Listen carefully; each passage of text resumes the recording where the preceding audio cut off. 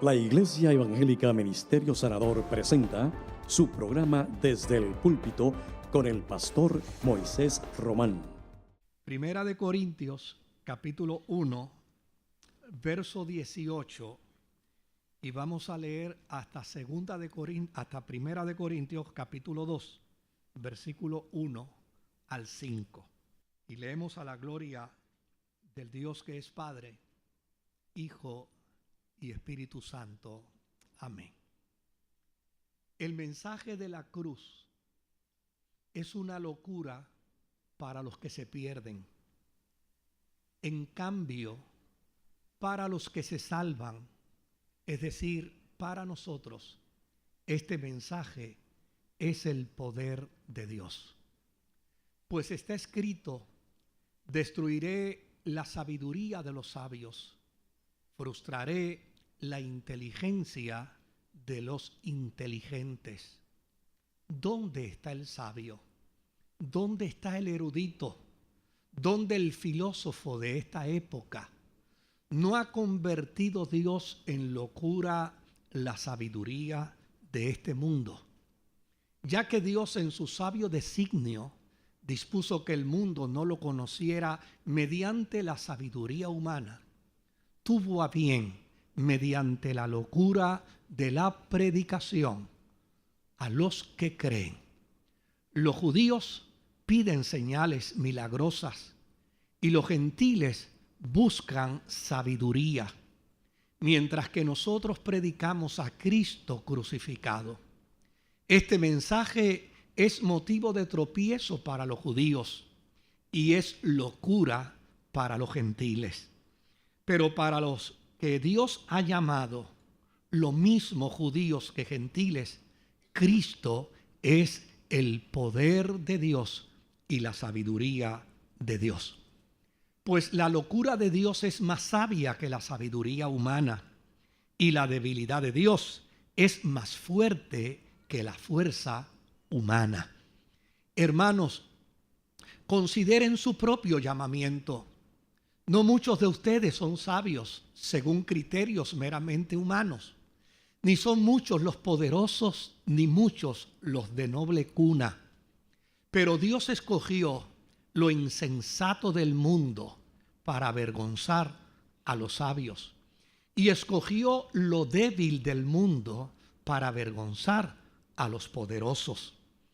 También escogió Dios lo más bajo y despreciado, y lo que no es nada, para anular lo que es, a fin de que en su presencia nadie pueda jactarse.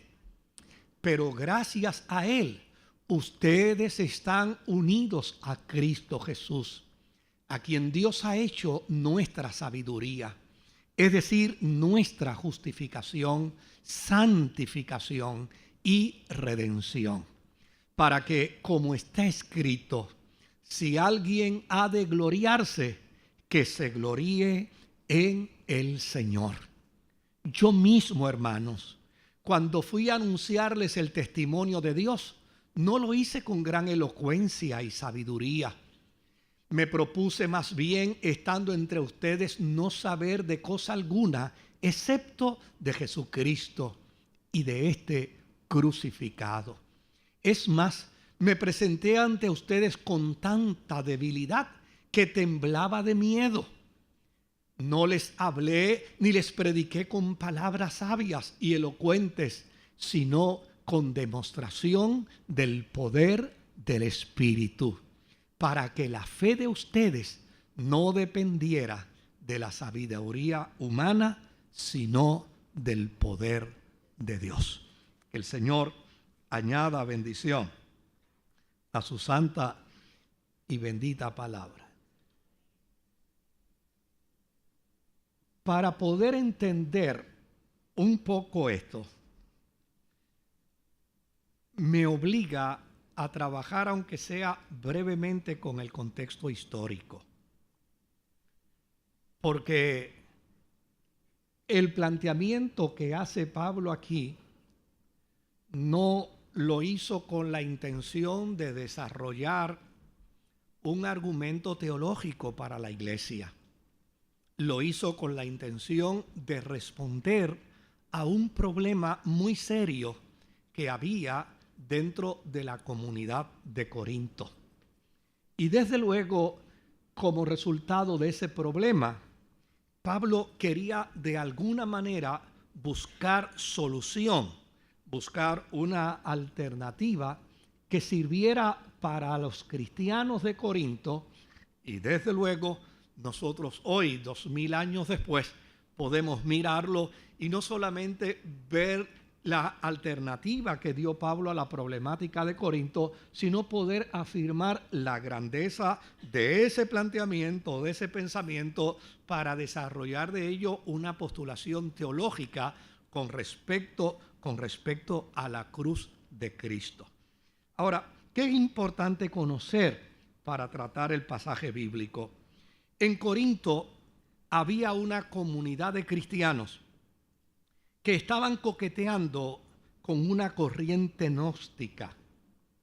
Y entre otras cosas, ellos dentro de esa corriente gnóstica se veían obligados a separarse de los creyentes humildes, de los cristianos sencillos que habían dentro de la comunidad.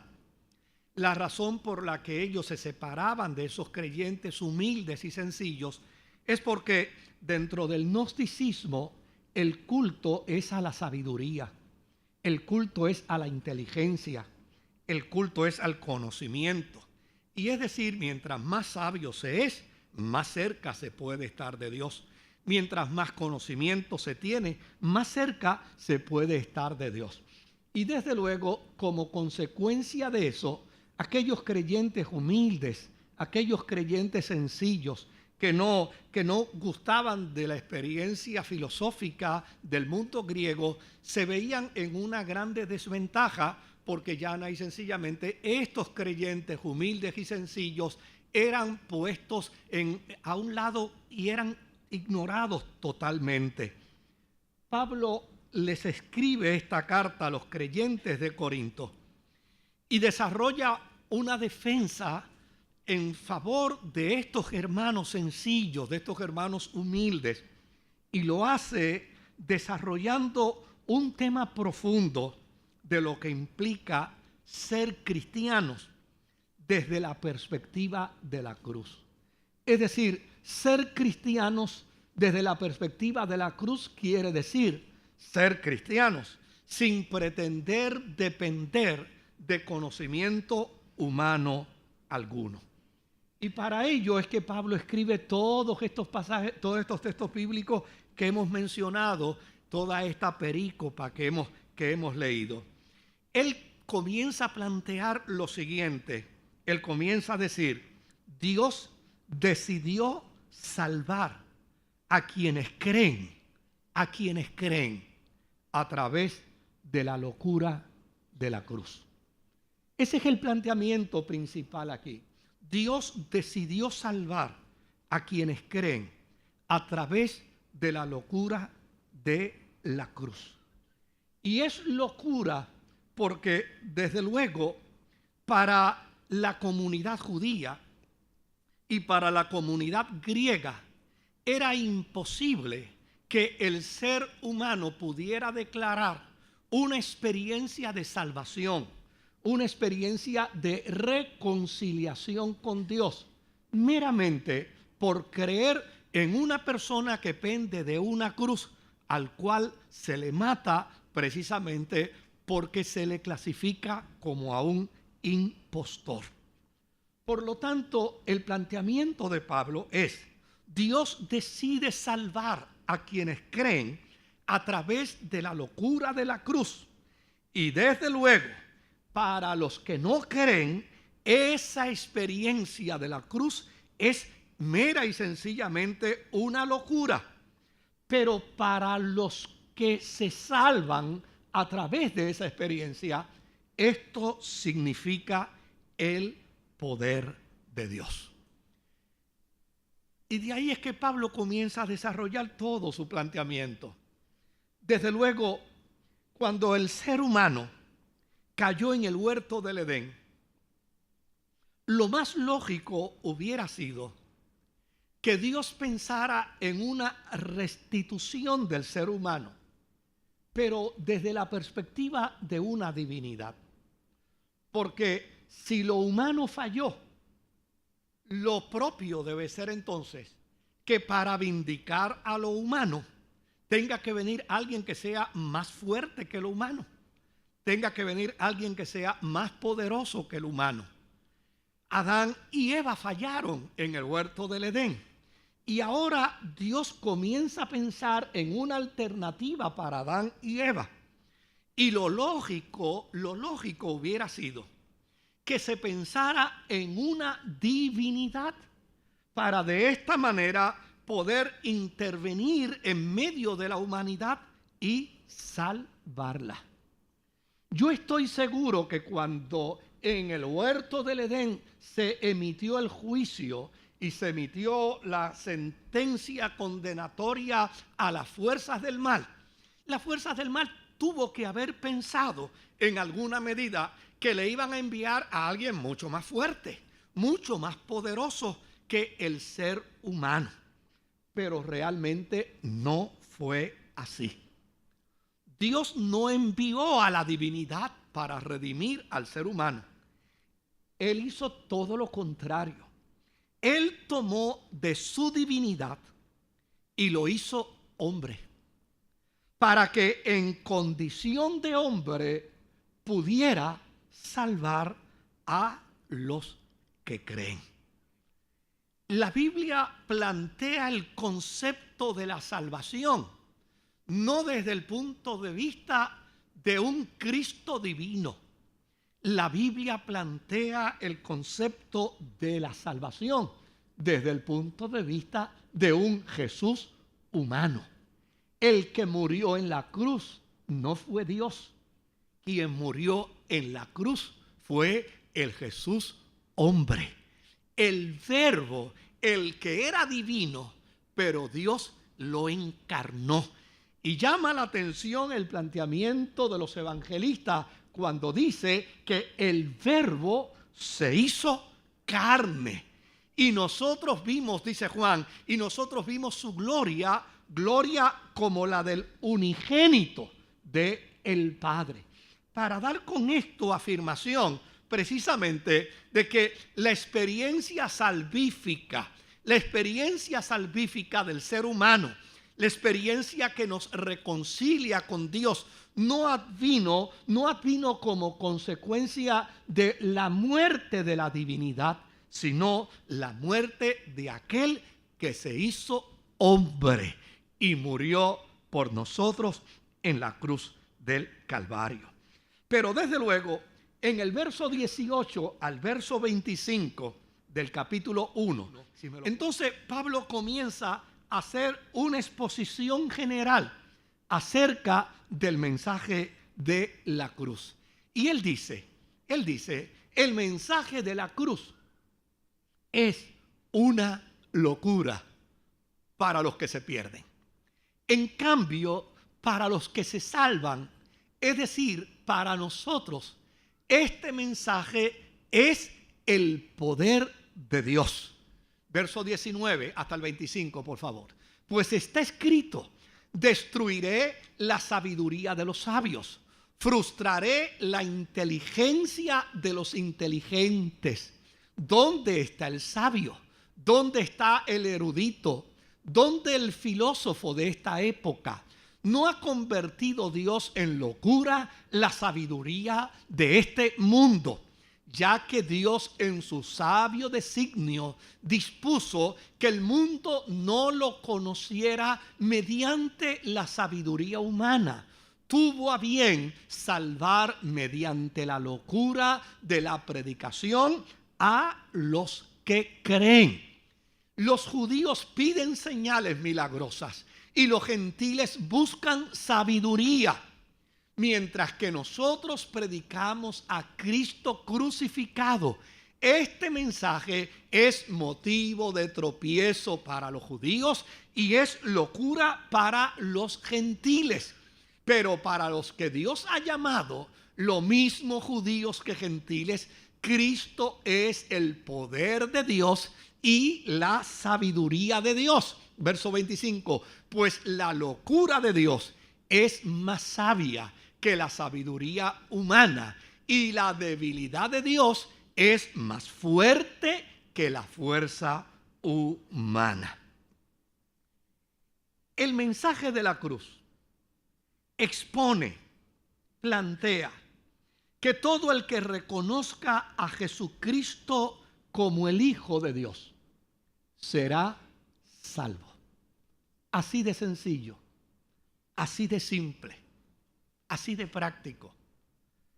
De hecho, hay gente que aún todavía esto les preocupa. Hay gente que todavía esto les crea ansiedad. Hay personas que entienden que esto es demasiado sencillo, es demasiado simple. Yo he escuchado inclusive a personas predicando levantar una voz de protesta ante este planteamiento. ¿Cómo que así de que una persona solamente diga que cree en Jesucristo ya es salvo? Eso es lo que dice la Biblia. Eso es lo que dice la Escritura. Yo he escuchado gente protestando desde púlpitos porque no le hacen sentido, porque piensan que algo hay que pagar, algo hay que hacer, algo hay que ofrecer para la experiencia de la salvación. Pero Pablo dice con perfecta claridad que el mensaje de la cruz expone que todo el que reconozca a Jesucristo como el Hijo de Dios, todo el que reconozca a Jesucristo como el Hijo de Dios será salvo. Si hubiera otra cosa, la diríamos. Si se planteara otro argumento, lo plantearíamos. Si se presentara otro requisito, lo añadiríamos. Pero realmente no existe otro requisito. La experiencia de la salvación adviene como resultado de confesar con nuestra boca que Jesucristo es el Señor y creer en nuestro corazón que Dios le resucitó de entre los muertos para ser salvo. Si a alguien le molesta esto, pues tendrá que vivir molesto con la Escritura toda la vida. Tendrá que vivir incómodo con el Evangelio toda la vida. A fin de cuentas, no hay nada que el ser humano pueda hacer de sí mismo. No hay nada que el ser humano pueda lograr por sí mismo. No hay acción de buena obra que el ser humano pueda realizar por su propio esfuerzo para merecer la salvación. La salvación es un don inmerecido. Y ese don inmerecido adviene como consecuencia de una confesión. Con la boca se confiesa para justicia y con el corazón se cree ¿para qué? Para salvación. No hay otro esfuerzo. No hay nada más que el ser humano pueda hacer. Lo único que nos salva a nosotros es creer que aquel que murió en la cruz del Calvario es el Verbo encarnado de Dios. Y como consecuencia de ser el Verbo encarnado de Dios y reconocerlo como el Verbo encarnado de Dios, es suficiente para que el ser humano pueda decir: yo creo en el Cristo crucificado, a quien Dios resucitó de entre los muertos. Y eso es suficiente para que sea salvo.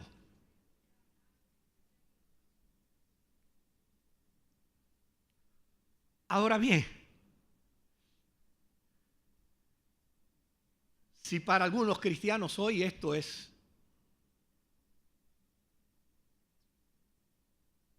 un problema difícil de digerir, mire cómo lo era para los judíos y para los filósofos griegos del tiempo de Pablo. Pablo dice: para los judíos esto es un escándalo.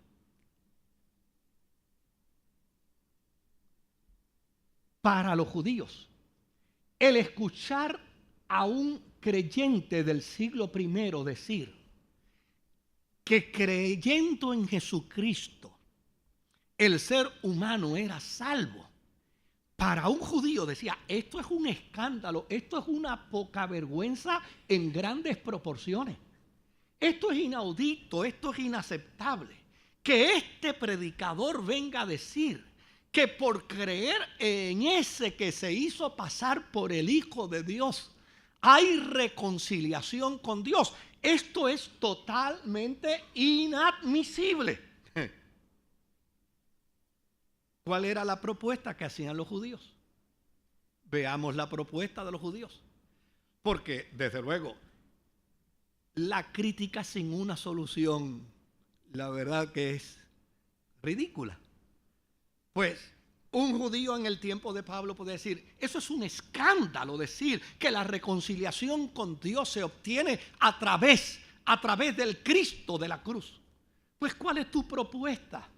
Escuche la propuesta del judío. El judío decía, la reconciliación con Dios adviene como resultado de una ofrenda que se presenta en el altar del sacrificio. Y cuando esa ofrenda se pone en el altar del sacrificio, hay que esperar que el sacerdote conjure que ya hemos sido perdonados. Pues fantástico. Pero ¿qué pasa después que se consume la ofrenda? El planteamiento del judío era, pues después que se consume la ofrenda, la persona queda separada de la comunión de Dios nuevamente y ahora tiene que volver de nuevo a buscar otro animalito para el sacrificio a fin de volver de nuevo en los próximos días a reconciliarse con Dios. Esa era la sabiduría judía. Esa era la propuesta sabia que los judíos presentaban. Pero desde luego esa propuesta sabia que presentaban los judíos lo que planteaba era una recurrencia de sentimientos de culpa, una recurrencia de sentimientos de pecado, una recurrencia de sentimientos de falta que constantemente atormentaba al ser humano y nunca le permitía sentirse apto ante la presencia de Dios. Lo extraordinario del mensaje de la cruz en comparación con esto. Yo escuché una vez a un predicador que decía, yo no sé cómo lo hace, yo sí sé que lo hace. Lo extraordinario del mensaje de la cruz es que ya no hay sencillamente, el Evangelio plantea que hay reconciliación a través de Jesucristo. Y el que viene y cree en Jesucristo, inmediatamente comienza a experimentar reconciliación. Lo extraordinario de esto es que el que viene a un encuentro con Jesucristo inmediatamente descubre dentro de la experiencia del testimonio de Jesucristo como el Hijo de Dios, como el Mesías, como el Salvador, descubre que automáticamente declarando a Jesucristo como su Señor, declarando a Jesucristo como su Salvador, automáticamente empieza a vivir una experiencia de reconciliación gloriosa en la interioridad de su ser.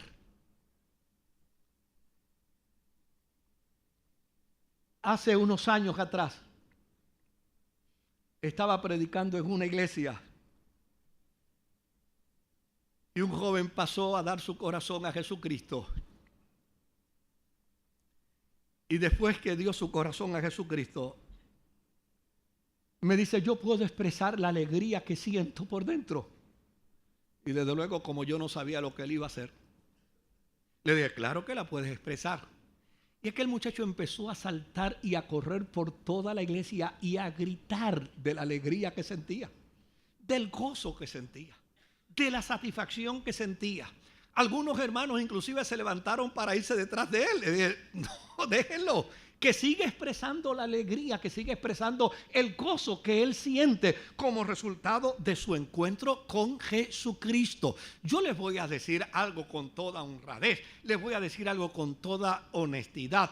nosotros no necesitamos en la experiencia de nuestra fe ni una credencial, no necesitamos un certificado, no necesitamos un documento. El solo testimonio nuestro es que vinimos a Jesucristo cargado de pecados, que vinimos a Jesucristo cargado de faltas, que vinimos a Jesucristo hechos guiñapos, que vinimos a Jesucristo derribados en el suelo, y cuando nos acercamos a la cruz, su gracia nos alcanzó, nos levantó, nos restauró, nos bendijo, nos transformó, nos hizo nuevas criaturas, llenó nuestro corazón de gozo. Hoy podemos decir: estoy reconciliado con Dios, estoy reconciliado conmigo mismo, estoy reconciliado con la gente que está en mi entorno, tengo reconciliación con todo lo que está en mi entorno, y no hay forma de poderlo plantear. Es una experiencia que se vive tal y como dice el apóstol San Pablo: para los que creen, la cruz de Cristo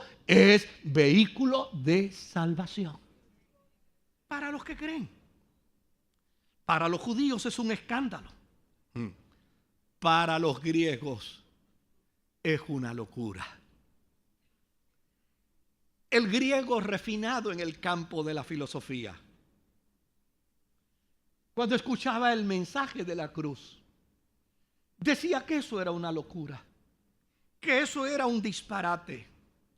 Pero desde luego, escuchemos la propuesta que tiene el griego para hacer con respecto a la reconciliación del ser humano consigo mismo. Porque no es suficiente con que el griego diga: eso es un disparate, decir que a través de la cruz de Cristo el ser humano puede tener reconciliación con Dios. Pues ¿cuál es tu propuesta? ¿Qué tú ofreces? Pues el griego decía que ellos hablaban de un mundo ideal. Un mundo ideal donde Dios estaba. Que desde luego Él construyó de sombras. Él hizo de sombras. Él formó de sombras. Pero una vez lo hizo, una vez lo formó, una vez lo creó, Él se trasladó a su mundo. Se trasladó a su mundo ideal, donde llana y sencillamente lo único que podemos tener ahora los seres humanos acá en el mundo de la sombra es simplemente una idea de lo que acontece en el mundo ideal. Pero es imposible que ese Dios del mundo ideal pueda advenir a los seres humanos a este mundo de sombra y pueda interactuar con ellos. Fantástico. Ustedes pueden decir, ustedes pueden plantear que la cruz de Cristo es una locura. Pero ¿qué están ofreciendo para contrarrestar la locura de la cruz? Lo que están ofreciendo es nada. Lo que están ofreciendo es obsoleto. Lo que están ofreciendo no tiene ninguna alternativa para el ser humano. Porque lo que ustedes están diciendo es que no hay posibilidad del ser humano acercarse al mundo ideal, porque ese mundo ideal nos está vedado. Solo tenemos derecho a imaginarlo tal como es y tal vez hacer cosas análogas a ese mundo ideal. ¿Cómo quedaría el griego? ¿Cómo quedaría el ser humano si sostuviera su esperanza dentro del campo de una filosofía platónica en el tiempo de Pablo? Pues llana y sencillamente quedaría en la misma conducta, quedaría en la misma posición. La gente muchas veces critica la experiencia de la fe, pero llana y sencillamente nadie que no la experimente puede criticarla con profundo sentido. Nadie que no la experimente puede criticarla con un sentido claro. Para los griegos, Cristo es locura. Pero con su filosofía solo hablaban del mundo del ideal, donde Dios estaba. Y lo imposible es que pueda advenir a los seres humanos en su mundo en su mundo de sombras. El mensaje de la cruz plantea algo extraordinario. El mensaje de la cruz plantea que llana y sencillamente el verbo de Dios en el mundo ideal se hizo carne y entró al mundo de las sombras. Y nosotros en el mundo de la sombra fuimos alumbrados porque vimos su gloria como la gloria del unigénito del Padre. Para los que creen en el mensaje de la cruz, Cristo es la fuerza y la sabiduría de Dios que puede reconciliar al ser humano con Dios eternamente y para siempre. Para los que creen, el testimonio de los que creemos en Jesucristo no es el testimonio hueco y vacío de pensar que diariamente tenemos que ir ante Dios para confesar nuestras faltas, nuestras cuitas, nuestros pecados, nuestros dolores, nuestras aflicciones y ser perdonados y al segundo volvernos a sentir nuevamente culpables y pecadores, porque en el mensaje de la cruz hay un testimonio de gloria, de modo si alguno está en Cristo, nueva criatura es. Las cosas viejas pasaron, he aquí, todas son hechas nuevas. La maravilla del mensaje de la cruz es que con algo que puede ser para otros ridículo, como para los judíos, con algo que puede ser para otros ridículo, como para con los griegos, para los que creen, esto puede transformar al ser humano al punto de hacerlo una nueva criatura. La iglesia no debe cambiar el formato de la proclamación. La iglesia no puede invitar a otros elementos extraños para que se introduzcan dentro de la fe como alternativas en esta proclamación. El evangelio de Jesucristo se sostiene a través de un Cristo pendido de la cruz. El evangelio de Jesucristo se sostiene a través de una confesión que declara que ese Cristo de la cruz fue resucitado por Dios al tercer día. Y cuando se cree en el Cristo de la cruz como resucitado por Dios, automáticamente fluye a la experiencia de la vida una reconciliación extraordinaria con el Dios del cielo. Veamos el verso 26 al verso 31. El apóstol nos dice en el verso 26 al 31: hermanos, consideren su propio llamamiento. No muchos de ustedes son sabios, según criterios meramente humanos. Ni muchos de ustedes son poderosos, ni de noble cuna. Pero Dios escogió lo insensato del mundo para avergonzar a los sabios. Y escogió lo débil del mundo para avergonzar a los poderosos. También escogió Dios lo más bajo y despreciado y lo que no es nada para anular lo que es, a fin de que en su presencia nadie pueda jactarse. Pero gracias a Él, ustedes están unidos a Cristo Jesús, a quien Dios ha hecho nuestra sabiduría, es decir, nuestra justificación, santificación y redención, para que, como está escrito, si alguien ha de gloriarse, que se gloríe en el Señor. Fíjese lo interesante en el planteamiento de Pablo, de manera bien sencilla. Pablo nos está diciendo algo profundamente interesante, nos dijo algo sumamente interesante. Nos dijo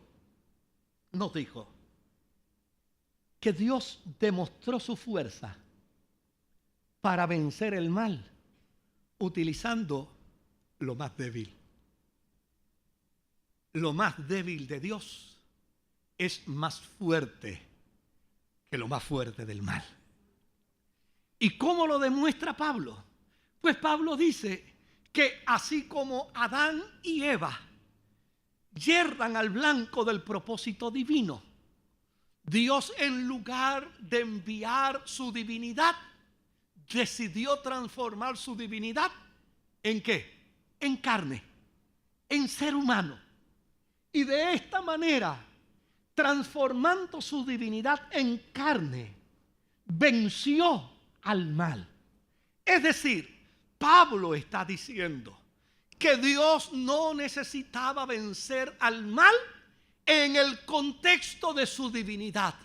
Solo le bastó utilizar la humanidad, la misma humanidad de Adán, la misma humanidad de Eva. Solo le bastó utilizar la humanidad, lo más débil, lo más frágil, lo más endeble de él. Lo utilizó y con su debilidad venció las fuerzas del mal y reconcilió al hombre y a la mujer con Dios. Ahora fíjese lo que está diciendo. En los versos 26 al 31, Pablo plantea un triple escogió Dios. Dice lo siguiente: Dios escogió lo necio del mundo para avergonzar a los sabios. Dios escogió lo débil del mundo para avergonzar a lo fuerte. Dios escogió lo vil, lo menospreciado, lo que no es del mundo, para deshacer lo que es. Desde luego, note bien que le dije al principio que Pablo quería resolver un problema en Corinto, donde algunos cristianos de Corinto habían comenzado a desechar ¿a quiénes? A los sencillos, a los humildes, a la gente simple. Y Pablo, sabiendo que ahora se estaba levantando un movimiento de vanagloria y de soberbia, de conocimiento entre los corintios, Pablo ahora quiere refutar todo ese andamiaje. Quiere combatirlo diciendo que cuando Dios soberanamente decidió escoger, Él escogió lo necio del mundo, lo débil del mundo, lo vil del mundo, lo menospreciado del mundo, lo que no es del mundo, para deshacer la sabiduría humana, para deshacer la tesis del judaísmo y para deshacer la tesis de la filosofía griega. ¿En qué Pablo probablemente estaría pensando? Probablemente Pablo estaría pensando en los discípulos de Jesús. Óigame, cuando uno mira la vida de los discípulos de Jesús, recuerdo hace unos años atrás, fui invitado a un país de Centroamérica a predicar. Y en la plataforma, ese día en ese país estaba muy cerca de las elecciones. Y en la plataforma habían candidatos de un montón de partidos políticos de ese país. Allí habían como 30 partidos políticos y había un montón de ellos en la plataforma. Y a mí se me ocurrió, mientras que estaba predicando, pedirle a alguno de los políticos que me ayudaran a predicar. Le dije, a mí me gustaría que ustedes me ayuden a predicar. Y algunos de ellos, pues obviamente asintieron y yo los utilicé en la predicación. A uno de ellos le pregunté, ¿qué haría usted con un individuo dentro de su equipo a quien usted denomine el tesorero y de vez en cuando meta la mano en el dinero y se lo lleve? Me dijo, no, es inaceptable. Bueno, eso fue lo que él dijo. Eso es inaceptable. Y dije, pues Jesús tuvo uno que metía la mano de vez en cuando. ¿Y qué le parece a usted si usted tuviera dentro de su equipo uno que constantemente dijera que él es el predilecto suyo, que todo lo que usted pide, él pide, usted se lo concede, que todo lo que él anhela y desea, usted se lo da, y que Él tiene una relación de intimidad con usted profunda, bien profunda. Le digo, no, yo no lo aceptaría en mi equipo, pues Jesús lo tuvo. Imagínese que ningún discípulo dice que Juan era el discípulo amado, lo dice él mismo de sí. Él se las echa consigo mismo. Imagínese si usted tuviese, Señor, dentro de su equipo dos hermanitos que estuvieran constantemente peleando y luchando, cada uno para estar en las posiciones más importantes. Pues no, yo no lo aceptaría. Pues Jesús los tuvo. Fíjese lo que Pablo probablemente estuviera pensando cuando Pablo dice: Dios escogió lo necio, Dios escogió lo débil, Dios escogió lo vil, Dios escogió lo menospreciado del mundo. Óigame, los 12 discípulos de Jesús representan muy bien lo que Pablo está diciendo. ¿Sabe las veces que en el Nuevo Testamento aparece Jesús diciendo: ustedes me tienen hasta aquí? ¿Hasta cuándo los voy a tolerar? ¿Hasta cuándo los voy a soportar? Fíjese, probablemente Pablo estaría pensando en ellos. Porque a fin de cuentas, esta gente que siguió a Jesús no eran las personas más idóneas dentro de la sociedad judía. No eran las personas más importantes dentro de la sociedad. Era precisamente lo que Pablo describe aquí: lo necio, lo débil y lo vil y lo menospreciado. Ahora, mira lo interesante. Posiblemente Pablo pensaría en los discípulos de Jesús, que eran pescadores, que eran publicanos, que eran mujeres, que eran gente sin letra, que finalmente en el proceso llegaron a ser los apóstoles, las personas más capacitadas, los que pudieron probar sin temor alguno que aquel que había nacido como hombre era auténticamente el Mesías, de quien profetizaban todos los profetas en el Antiguo Testamento.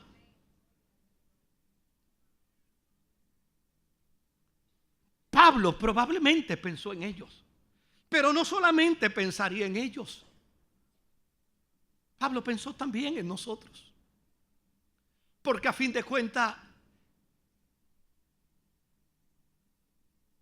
el blanco y el negro, el intelectual y el analfabeta, el pobre y el rico, indistintamente, cuando viene a los pies de Jesucristo, es hecho nueva criatura.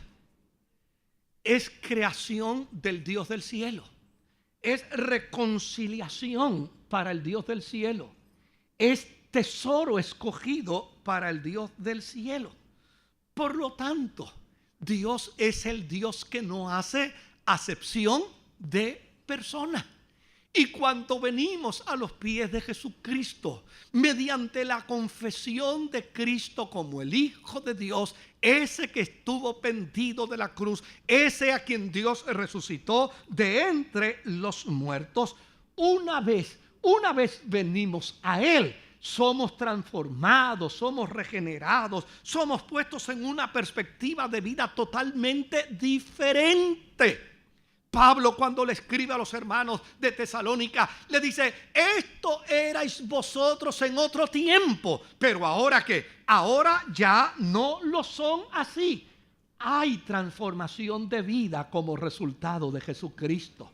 Hay transformación de carácter como resultado de venir a los pies de Jesucristo. Hay una experiencia de transformación total y absoluta como resultado de haber venido a Jesucristo.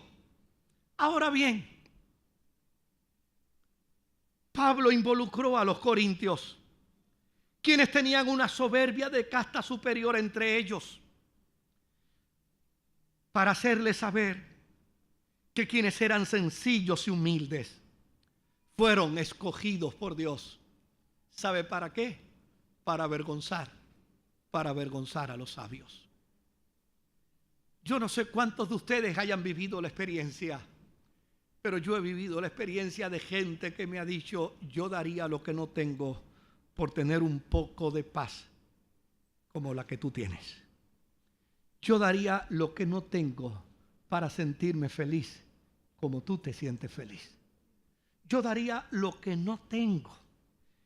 Obviamente, Pablo está diciendo aquí que Dios tomó lo que era vil y lo que era menospreciado a juicio de la postura filosófica griega y a juicio de la postura filosófica judía, para de esta manera avergonzar la sabiduría de ellos y demostrar que en la debilidad de la cruz todo ser humano puede ser fuerte para la gloria de Jesucristo. Esto hace que Cristo sea para nosotros los cristianos nuestra justificación. ¿Qué quiere decir nuestra justificación? Lo que esto quiere decir es simple y sencillo. Yo no sé cómo Dios me ha hecho acepto ante Él. Yo solo sé que yo soy acepto ante su presencia. Yo no sé cómo Dios le ha hecho a usted una nueva criatura. Lo que sí podemos decir es que como resultado de haber confesado a Jesucristo como Rey y Señor, ninguna condenación hay para los que están en Cristo Jesús. Esto es justificación.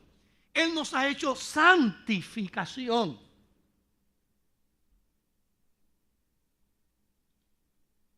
Para los griegos, todavía nosotros pertenecemos al mundo de las sombras. Para los judíos, todavía nosotros estamos irreconciliados con Dios. Para los que creemos en la cruz, nosotros declaramos que somos el cuerpo de Jesucristo sobre la faz de la tierra. Somos la sal de la tierra. Esto, plantea Pablo, hace que en nosotros haya una experiencia de redención. Es decir, hoy podemos decir: no pertenezco a la circunstancia, no soy hijo del dolor, no soy hijo del sufrimiento, no soy hijo de la angustia, no soy hijo de la desgracia. Somos hijos del Dios Todopoderoso. Finalmente, Pablo dice en el capítulo 2, en el verso 1 al verso 5, aún yo mismo cuando fui hasta ustedes, cuando yo fui a anunciarles el testimonio de Dios, no lo hice con elocuencia y con sabiduría. Más bien me propuse, estando entre ustedes, no saber de cosa alguna, excepto de Jesucristo y de este crucificado. Es más, me presenté ante ustedes con tanta debilidad que temblaba de miedo. No les hablé ni les prediqué con palabras sabias y elocuentes, sino con demostración del poder del Espíritu, para que la fe de ustedes no dependiera de la sabiduría humana, sino del poder de Dios. Querido, la iglesia puede darle la bienvenida a todos los fenómenos que puedan traer beneficio a la vida de los seres humanos. La iglesia no debe negar espacio para aquello que pueda beneficiar al género humano. No debe cerrar ese espacio. Pero la iglesia debe tener conciencia de algo. Nada de la ciencia, nada del conocimiento humano, nada de la sabiduría humana puede sustituir el poder de la cruz de Cristo. Y eso debe quedar meridianamente claro en nosotros. Eso debe estar meridianamente claro en nuestra psiquis. Nada puede sustituir el mensaje de la cruz de Cristo. Pablo ahora en el capítulo 2 y en el verso 5, refutándole a los creyentes de Corinto esa dependencia que ellos quieren desarrollar como resultado del fenómeno gnóstico, del elemento de la sabiduría humana. Pablo, refutando eso, les dice: no se olviden que cuando yo fui a vosotros a anunciarle el evangelio, no fui utilizando los argumentos de la sabiduría griega, ni fui utilizando los argumentos de la sabiduría judía. Más bien, cuando fui a ustedes, yo me presenté débil, yo me presenté temeroso, yo me presenté tembloroso. Yo comencé a hablarles a ustedes, demostrándole el poder de Dios, pero no a través de la filosofía griega, no a través de la filosofía judía. Lo hice a través de la predicación del Cristo crucificado. Si algo ustedes aprendieron, si algo a ustedes les inclinó a venir a la experiencia de la fe, no fue que los invité a una reflexión filosófica. Los invité simple y llanamente a mirar al Cristo de la cruz. Locura para los que se pierden, insensatez para los que se pierden, pero para los que creen es el poder de Dios que puede reconciliarnos y ponernos en novedad de vida. Desde luego, cuando Pablo les presenta este argumento, Pablo retrotrae en su experiencia lo que había sucedido unos meses antes de llegar a Corinto, en la ciudad de Atenas. Pablo había llegado a Atenas, y cuando Pablo llegó a Atenas, desde luego quedó fascinado con el vasto mundo en el Areópago, el vasto mundo de planteamiento filosófico. Allí había oportunidad de demostrar cualquier divinidad en el campo de la filosofía.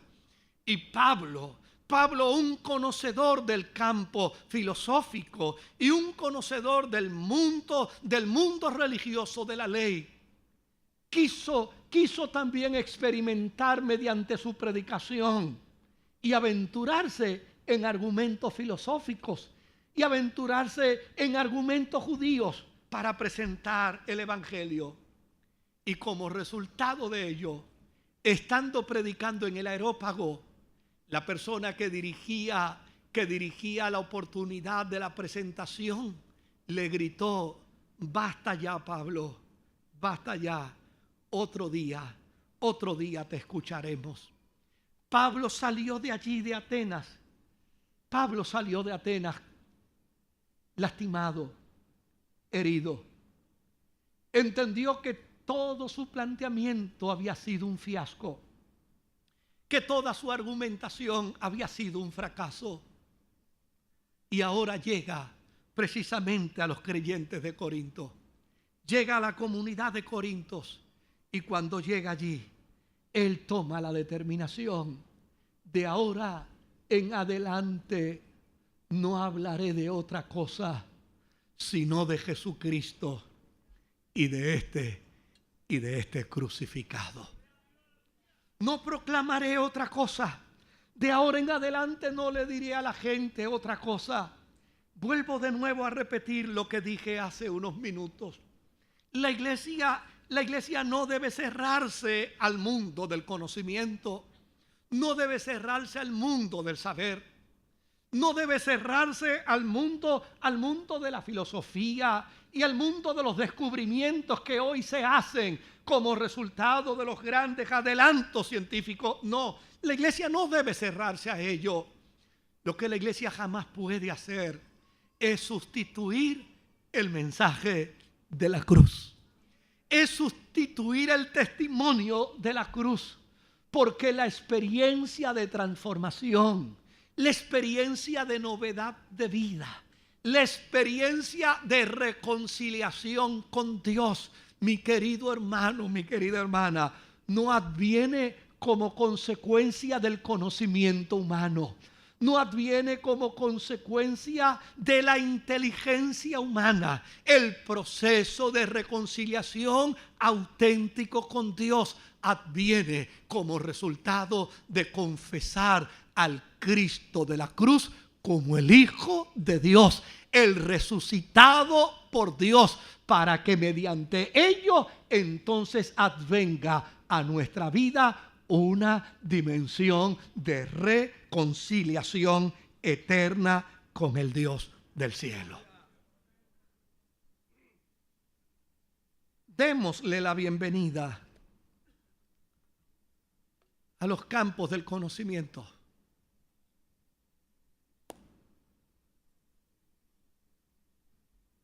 Pero que ninguno de ellos sustituya el testimonio de la cruz. Hagamos nuestra la expresión del himnólogo. En la cruz, do primero vi la luz y las manchas de mi alma yo lavé. Hagamos nuestra la expresión del himnólogo, afirmando que es solo a través de Jesucristo, solo a través de Jesucristo, que el ser humano puede encontrar reconciliación con Dios. Hagamos nuestra la proclamación del Evangelio sencillo, del Evangelio que transforma.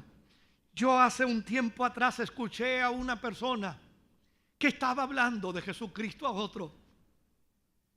Y desde luego, para decirles verdad, yo no hubiera usado el estilo que estaba utilizando. Pero a fin de cuentas, era ella en su estilo.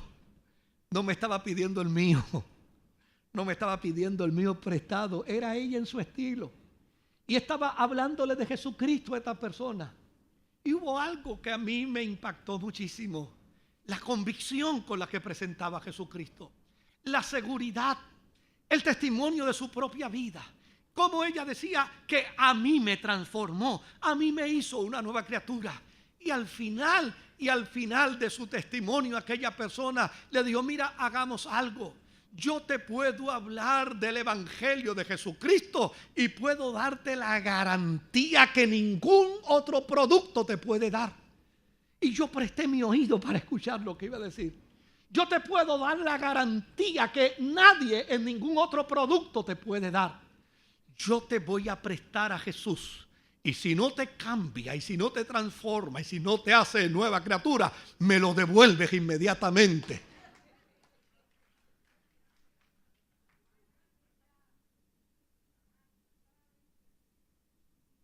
Y vi como aquella otra persona que le escuchaba empezó a llorar. Y aceptó a Jesucristo. Y recibió a Jesucristo como su Señor y como su Salvador. Vuelvo de nuevo a plantear la iglesia. La iglesia no puede cerrarse. No puede cerrarse al campo del conocimiento y al campo del saber humano.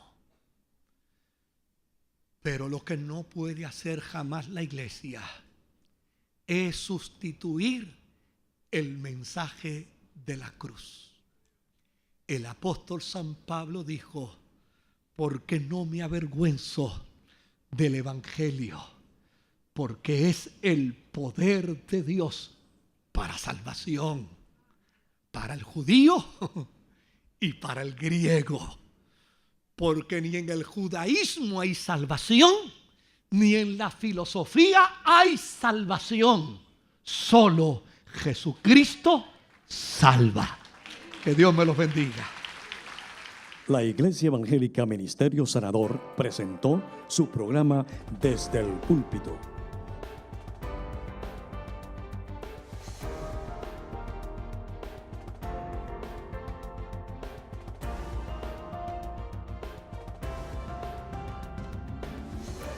Si desea adquirir una copia de esta predicación, puede llamarnos al 787-793-1777. Que Dios les bendiga.